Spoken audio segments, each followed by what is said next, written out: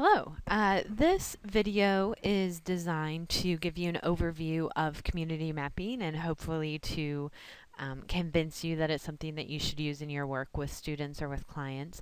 We're going to talk specifically about community mapping as a tool for community-based assessment and skill building, and also a tool that we can use as professionals to sort of get to know the communities that we're working in a little bit better. Before I get started though, let me just take a moment to introduce myself. My name is Lindsay Anderson. I am a doctoral student at the George Washington University, where I also work as a research assistant supporting one of our teacher prep programs. I also somehow find time to work as a teacher in a night school program at a non-public school in Washington, D.C., where we serve students with learning disabilities. And I also worked as a transition coordinator at that school previously. So that's sort of my background and who I am and where I'm coming from. But now let's start talking about community mapping. The goal of this presentation is to define and justify community mapping as a powerful assessment and instructional tool. To help you discover how community mapping can be adapted to meet the needs of your students or clients through examples of community mapping, and also to help you learn how to identify community resources for yourself through community mapping as a professional. And let me just say, as I mentioned in my introduction, I come from a school setting, so you're probably going to hear me say things like teacher and student a lot of times, but please feel free to just ignore that and hear service provider, rehab counselor, voc evaluator, whatever it is, and client or consumer, whatever you call the people that you work with. Before we start, let's do a little warm-up. I would like you to take a moment and think about just how much do you know about the community that you work in, or the community that your clients or consumers or students live in and will eventually work in. Specifically think about what are some of the assets of that community, and also what are some of the issues that the community is facing. I encourage you to get the most out of this video that you pause the video and take a moment just to jot down your reflections. Okay, so hopefully you've written down some reflections. I personally think that it's really important that we know the community that we're working in, that we know the community that our clients or students are living in and will live in the future and will work in. I don't think that we can effectively do our work without that sort of an understanding. And I think that often we don't know enough about these communities to be as effective as possible. And so I think that community mapping is one really great way for us to get to know these communities and to help our students and clients get to know them as well. So, what exactly is community mapping? I've said it a bunch of times. Let's go ahead and define it. Basically, community mapping is the process of going out into the community, usually working with the team, in order to investigate some question or some theme that you've selected ahead of time, and to do that investigation by gathering information, by collecting artifacts, by having different experiences and conversations with people, and then personally documenting what it is that you find in the community. And I think it's really important to document them and to present them in some way. So let's start by talking about community mapping as a professional tool. As professionals, community mapping can provide us with an opportunity to experience the community in which we work in a new way.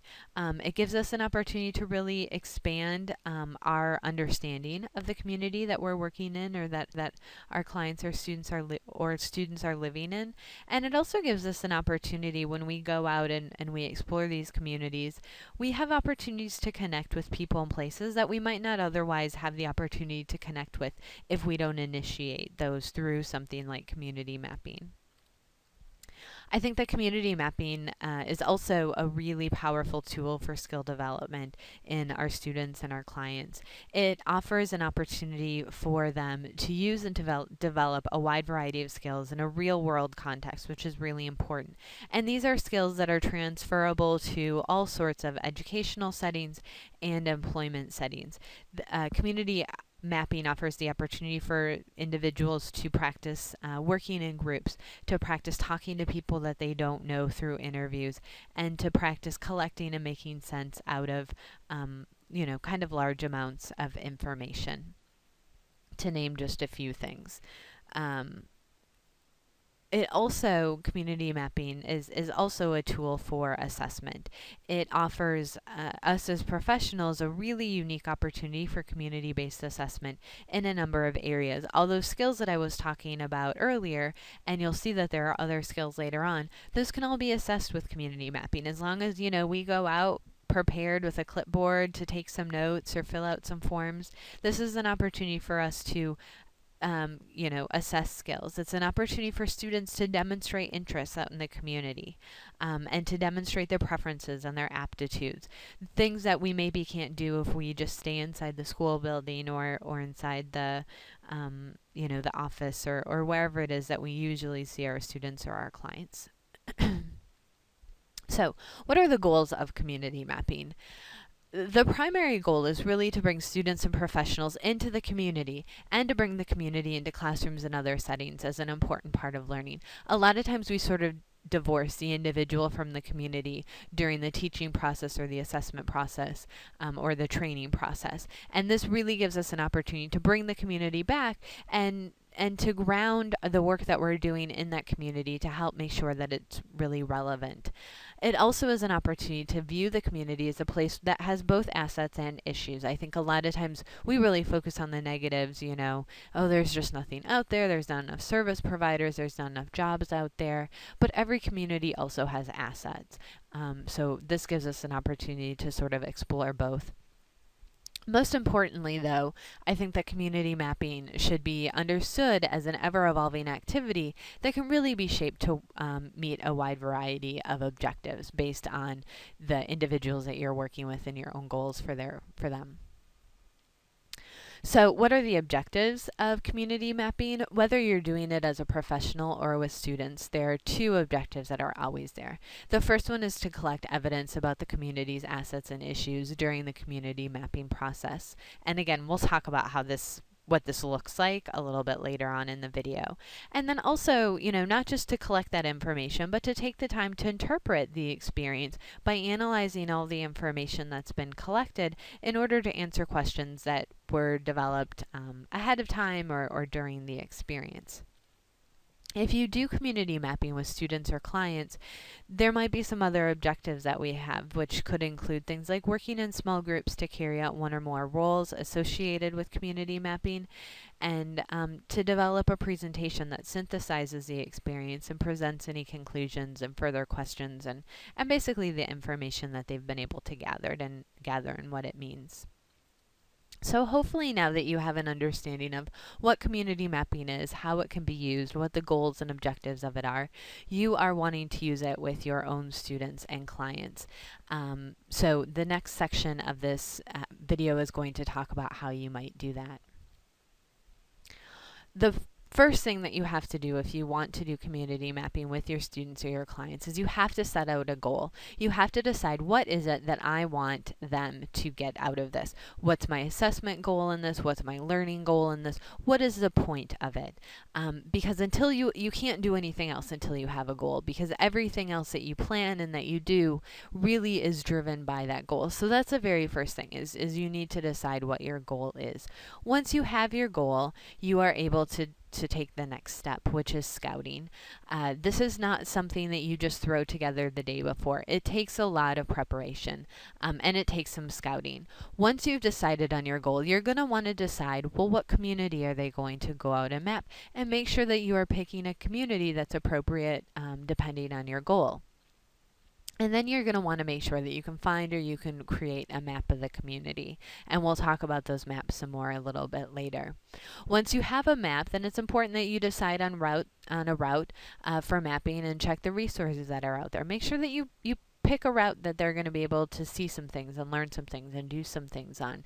If you are doing this with a large group of people, you're going to want to split them up into smaller groups, which means you're going to need multiple routes. It's really important, especially if you're going to have people walk, that you take at least one walking tour. Do not drive around. Do it the way that your students or clients are going to do it. So take at least one walking tour of all of the different routes that you have in order to check how long they're going to take and to troubleshoot any problems that might come up. The more you do this ahead of time, the more smoothly and successfully the day is going to go. When you actually do the community mapping. And then finally, it's going to be really important that you provide your students or your clients with some background knowledge on the community so that they have something to sort of build off of when they go out and do community mapping themselves. So you're going to have to plan for ways that you're going to build that background knowledge. And there's a variety of things. You can have them look at maps, you can have them look at articles, you can have them do their own research, talk to people, whatever. But that's a really important piece of it. Once you've done all of that, then you're ready to start developing any handouts that you're going to give the groups. You're going to be able to start pulling together the materials that you're going to need and then writing directions for each group. Again, you should have already decided on the outcome, but that should really drive what it is that you're creating for these groups and what your directions are going to be. It's important that you start thinking about and collecting materials that are needed for mapping. Again, those will really depend on your directions and your goal, but they might include things like cameras, bags for them to put artifacts in, clipboards, pencils, pens, crayons, paper, whatever they're going to need in order to do this experience. And then you're going to want to create instructions for each group so that they know what it is that they're supposed to do. Once you've done all this, then you're ready to start implementing the community mapping. It's important to note that this is again, it's not just something to throw together and that you do one time. It's a process. It takes some time. I would suggest that you plan for at least 4 sessions for community mapping. I would usually spend a week preparing my students for it, and then we do it, and then take at least a week sort of debriefing and doing presentations and things like that after it. But the first session, you want to take some time to prepare students for community mapping, then you do the actual mapping itself. Then whatever it is that they're going to do with the community mapping, here I'm saying presentations, and then some time for some reflection and debriefing. But let's look at each of these a little more closely. The first thing that you need to do is you need to prepare students. Just like it's important that you're well prepared, your students or clients need to be well prepared as well. First thing to do is you need to share the goal that you've set, share your objectives for the activity. Otherwise, it's really easy for this to just become a fun day outside, walking around, hanging out with your friends. So they need to know what the goal is and to be reminded of that goal so that they stay on task and they know why it is that they're doing this. There are a number of skills that are needed for community mapping, and it's important that ahead of time you talk about those skills and that you practice using them. As you'll see, people are going to be navigating and reading maps, so it's important that we figure out who has that skill and we practice with them. Individuals are going to be talking to people that they don't know, so again, role playing. How are you going to start that conversation? What are you going to say to them? As much as we can do this ahead of time, again, the more successful they'll be on the actual day. And then you want to, like I said earlier, if you have a large group, you're going to want to break it up into smaller groups of, I think 4 or 5 people is kind of ideal. This is really an opportunity for cooperative learning, so we want to build that interdependence, that the success of the group really depends on the success of each individual, and everybody's sort of held accountable for pulling his or her own weight. So these are examples of roles that you could put people in for community mapping. These are, they can be changed, but they're kind of the traditional roles. Here it's called scout, but the first role is really having somebody who's going to be the leader, who's going to take charge and facilitate everything and making sure that everybody's on task. A tabulator or an observer, so somebody who's going to take some notes on what they see. Here it's called a note taker. I would always call it an interviewer, so somebody who's going to talk to people and take notes about what they learned during those interviews. A photographer, which I found is always the most popular job. and then a collector, somebody who's going to be in charge of sort of collecting artifacts. Again, you can change these roles to meet the needs. When you put students in roles or clients in roles, make sure that you're putting them in roles that they're going to be, that they can be successful at. Once you've done sort of all of that prep work with your students or clients, then you're ready for the actual experience. I would plan at least 2 to 3 hours for community mapping. You should have an idea of how long that it takes when you've done your sort of scouting walk, and you'll know the people that you're doing it with. But again, I would plan for roughly 2 to 3 hours. When you're doing it, this is something that I think is really important, and is one of the reasons why community mapping is one of my all-time favorite things that I ever did with students. When I was there as a teacher, or you're there as a service provider, your job is really to observe. This is something that your students or your client should really take ownership and leadership of. I always told them, I'm just there to make sure you don't get hit by a bus or, do something silly. But you guys are in charge. And if that means that we walk 5 blocks in the wrong direction, we walk 5 blocks in the wrong direction. I mean, at some point I might say, hey, let's look at the map again. But this is not me doing this for you. This is you guys doing it. And it's really important that you set that in your own mind and that you let students know or clients know, because the first time, they hit a roadblock, they're going to look to you. And it's really important, I think, to stay strong. That gives you, and to say, nope, this is you guys. You guys need to talk about how you're going to solve this problem. That's really going to optimize the opportunities for skill development, and also for you to be doing assessment. So let's take a look at sort of some of the things that students might be doing or clients might be doing while they do community mapping. I talked about the importance of giving a group a map. This is an example of a map. It's a pretty standard map just taken off of Google Maps, where the route has been sort of highlighted for them. I would usually do community mapping with my students at GW, actually, and we used it to model. A lot of our students wanted to go to 4-year colleges or universities, so we used it. Our goal was to model what a campus visit should sort of look like. And so I would actually give my students just a blank map of campus with a list of where they have to go, and they would come up with their own route. But, you're going to want to give them a map and make sure that it's a map that they're going to be able to read and use, and that is appropriate for the individuals that you're using it with.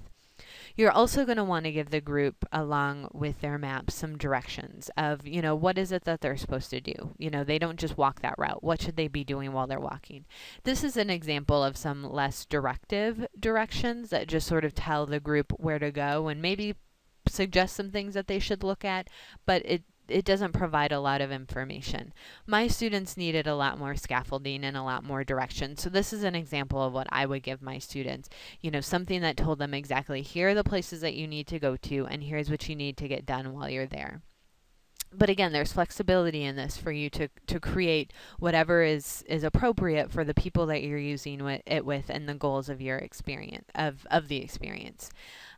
This is an example of something else that you might make for somebody who's just making observations of the community. If that's your goal, this is something that you could use yourself if you're doing it as a professional, just to sort of, give some idea of what sort of things you want to be looking for during the community mapping.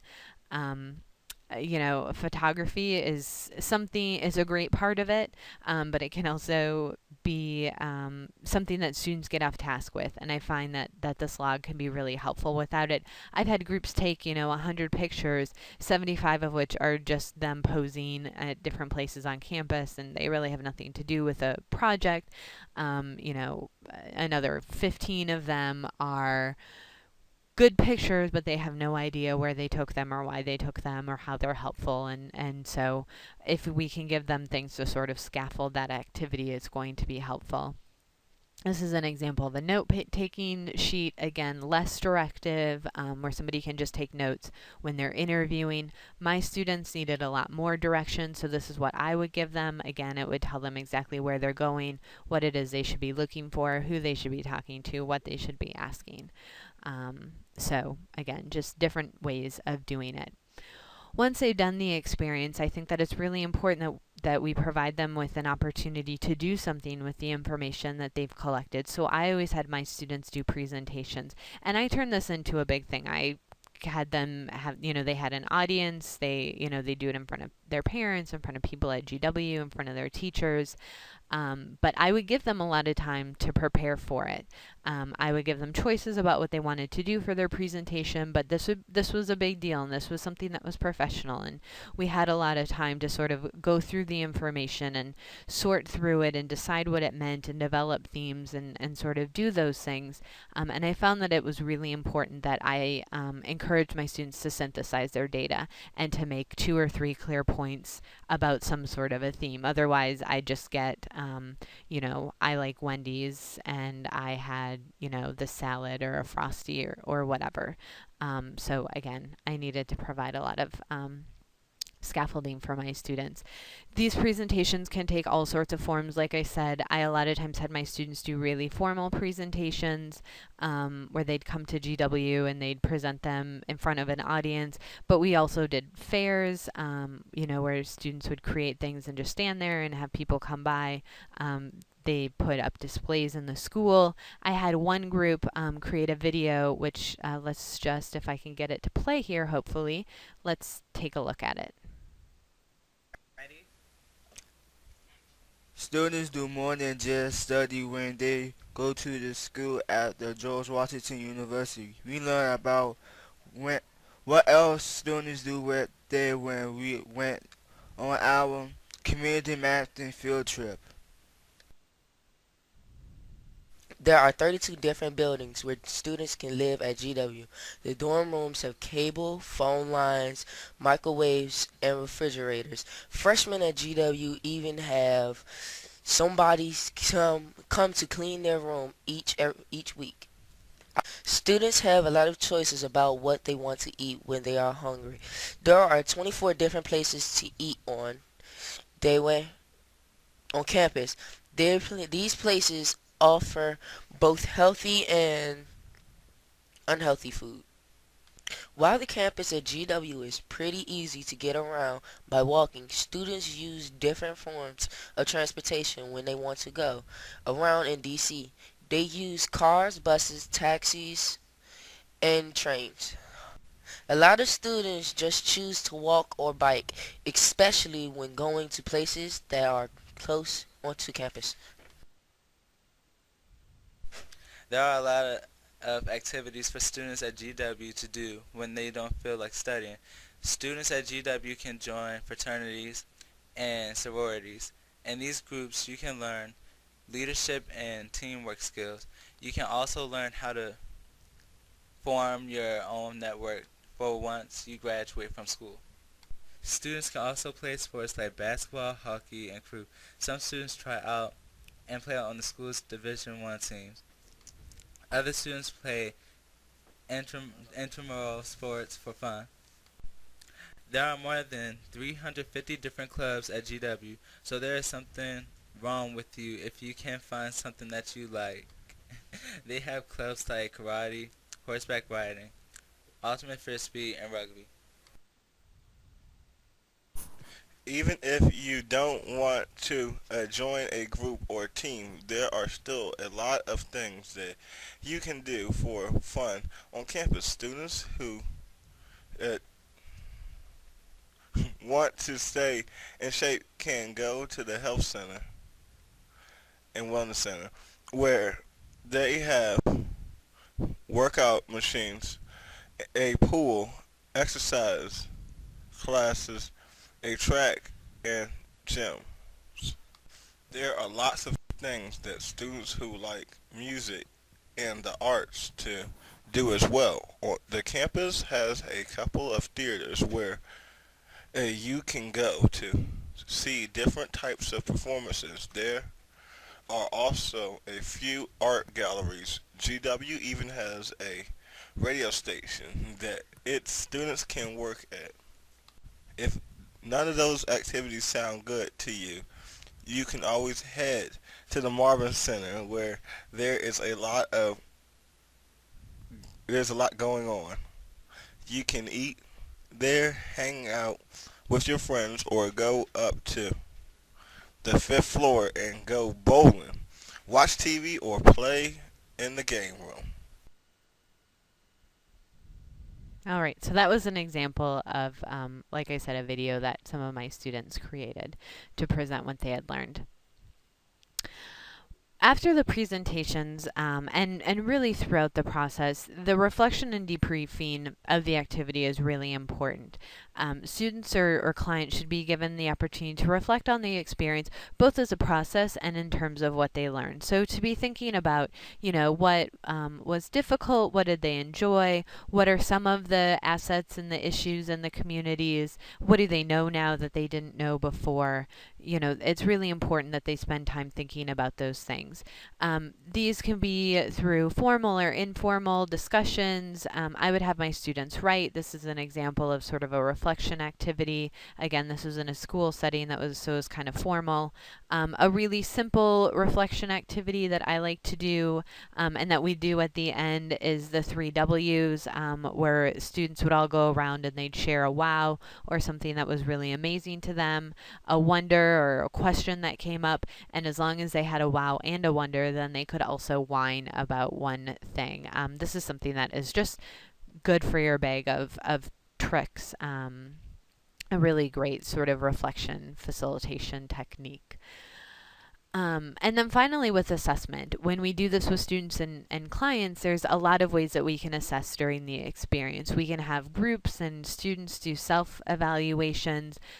We as teachers or service providers can evaluate the materials that they collected. We can evaluate their presentations. We can evaluate their reflections. We can be writing down, our observations during the experience. So there's lots of ways for us to build in that assessment piece, a lot of data that we can collect as long as we document it.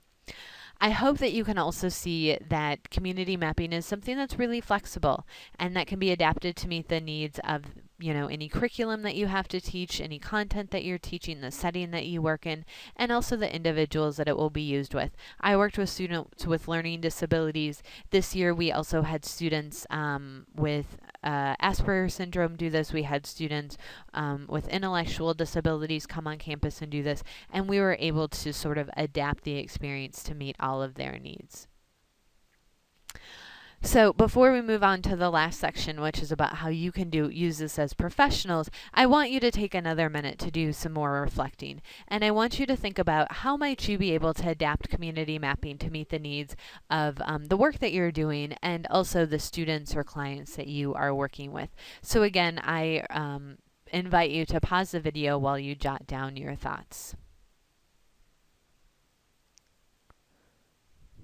All right, hopefully you have some good ideas about how you can take this and you can start using it with your clients or your students. I just want to put one more plug in for that. This is really my favorite activity that I did with students. This is something, it was a lot of work, but it was something that I looked forward to all year because my students learned so much from it, grew so much from it, and I really got to know my students a whole lot better because of the experience in a way that I just never got to know when we were just in the school building with me directing their activities. So let's finish this up by using this, talking a little bit more about how you can use this as a professional. What I'd really like you to do after watching this video is to go out and try this yourself as a professional, whether you're thinking about using it with clients or you just want to learn more about the community. I want you to go out and I want you to do this yourself. In order to do that, the first thing that you have to do is you have to select a study area. I would suggest either the area that you sort of work in or the community that a lot of your clients or students are coming from. And again, this might be a neighborhood that you want to select. Maybe if you are a job developer, maybe you want to go to an industrial park that's nearby. Just pick an area that you're going to map. Usually a good rule of thumb is no more than like kind of a 5-block radius. You don't want it to be too large of an area. I would also suggest once you sort of picked your study area that you select a theme. Select something that you're going to be looking for while you're out there. And again, have this be connected to your work. Are you looking for opportunities for students to go out and develop and practice independent living skills? Are you looking for opportunities for employment opportunities for your clients or students? Are you looking for opportunities for work-based experiences? Decide, sort of what lens you're going to be looking for. Otherwise, it can be overwhelming. So, pick one thing that you're really going to sort of focus in on while you're doing this. And maybe you want to set the theme and then figure out the study area, but make sure that you set both of them. Once you've decided on both of those, go ahead and take a community mapping walk. Take a walk around the community that you've selected, and make observations. While you walk, some things that you should notice, and take notes while you're doing this, but some things to maybe be looking for. What are the transportation options? How accessible is this going to be for your students or for your clients? And what kind of opportunities might there be for some travel training or safety training? What businesses are around, and what kind of opportunities might there be with those businesses? I invite you to go into those businesses and talk to people. Find out more about what they do. Find out if they're hiring. Find out, if they have ever worked with schools or with service providers, to come in and give presentations or to give tours of their facility. Talk to these people. Look for recreation facilities and find out what kind of services they offer, what kind of classes they have, when they're open, things like that. Check out the open spaces and parks. I think that's a big part of just evaluating a community.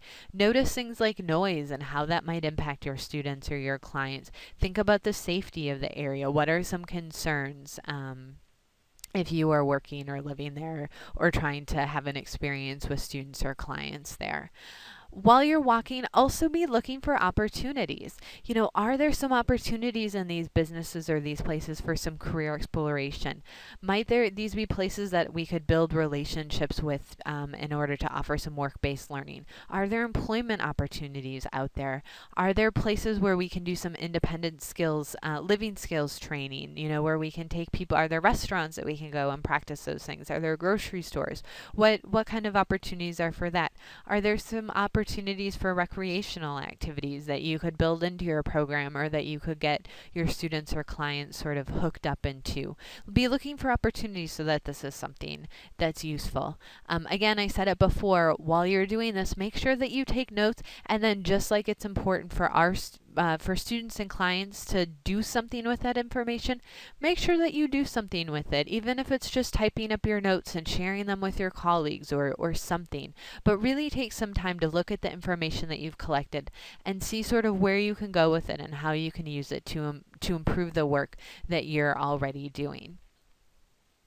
All right. I'm sure that by now you are sick of listening to me, so let's end with a quick summary of what I hope that you got out of this. Hopefully you now have an understanding of what community mapping is, that it's that process of going out into the community and looking at its assets and its issues, and that you also have an understanding of how it can be used as an assessment tool and also an instructional tool with our students and with our clients, that it's an opportunity to develop some skills, to assess those skills. Hopefully you also can see how community mapping can be adapted to meet the needs of your students or clients. Again, this is a process that we can change based on the goal that we have for the activity and the materials that we provide individuals with and the amount of scaffolding. And hopefully you saw that as you saw some of the different examples of forms and things that you could provide for the experience. And finally, I hope that you really do take that invitation to go out and to do community mapping yourself. So that you can use it to identify community resources that you might not know about through your own experience of community mapping. Before I go, I just want to talk about the fact that this is something that Dr. Juliana Tamans, she is the person who sort of first turned me on to community mapping. This is a great resource if you are interested in learning more. I'm sure that Dr. LeConte can help you find it or can have me help you find it. But this is I love community mapping. I hope that you're excited about it. I hope that you're going to go out and try it. I've never had a group of students or teachers who've tried it tell me that it was terrible. I've always had them really rave about just what a great experience it is. So I hope that you are inspired to go out and try to use it. Thank you.